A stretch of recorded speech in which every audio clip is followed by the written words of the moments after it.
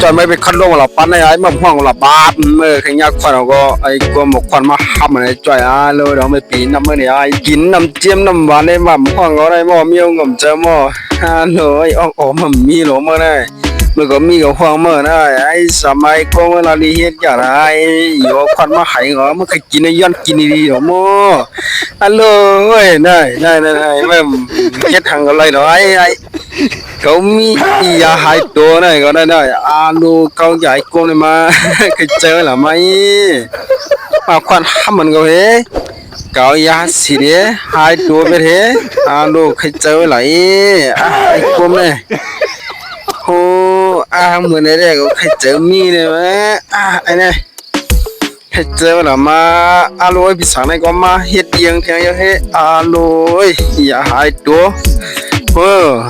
พี่ช่างไหม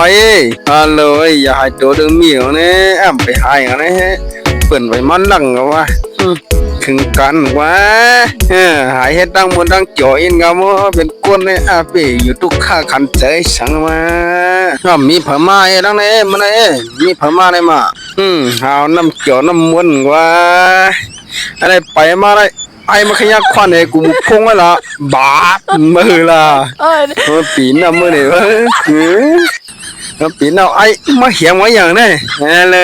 ยมากูพงไว้ลงหมอกกับจำตามันโดดผากันมั้ยเมียผมเจอพี่สาวก็ไอ้ยาสีเดหายตัวเป็นไอ้ใจซ้ำคอยเลยหายตัวเป็นกระมุดเลยวะเก้าเจ้าล่ะมียาลีละมาก็หากันมาได้มากับว่าใครเจอไว้หรือเนี่ยไอ้จ้อยก็ว่าไงโลตาลีควายมาที่ไหนผีอะไรมาไอ้เนี่ยเรียนไปยังพี่ไอ้จ้อยจะมาหาเยอะก็เนี่ยกวางเลยเนี่ยมันกันเนี่ยการอะไรเรามีเทียนอะไรมามีเทียนตัวเนื้อมีเทียนเต่าใช่ไหมมีขอนขอนเหี่ยมันเลยยางมีกันเลยยางมีกันเลยเนี่ยใครจืดใจไว้ถึงมีหนูเนี่ยเขาก็หันเรียนมนเรียนจ่ออินกว่า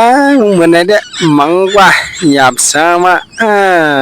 ไอ้ละมาอุปโภคมาจำตาในแถวเยาเฮ้ไอ้ใจก็คึงการไอ้ลำเลยเนาะกะจำตาอุปโภคไอ้กำตาผากำไหนมีองค์ใจไหนวะไหนไอ้จอยเรียนว่าจำหลังปีศาจไอ้ควันหาวันบาดลูกไอ้ซ้ำเพื่ออะไรมาไอ้จอยยังมึงลาลิเขียนได้ไอ้ควันมาหายก่อนนี่ไอ้เจ้านี่โลไอ้มาอุกุมุพงลูโมมีองค์ใจไอ้จอยมึงลาลิเขียนได้ก็ฉีดหายตัวเบียดหูอีสั่งได้มาอยู่เห็นไหมกันไหนก็มีเนาะเมื่อละพี่ฉันฉีดหายตัวเป็นใครเจออะไรเนาะเนี่ย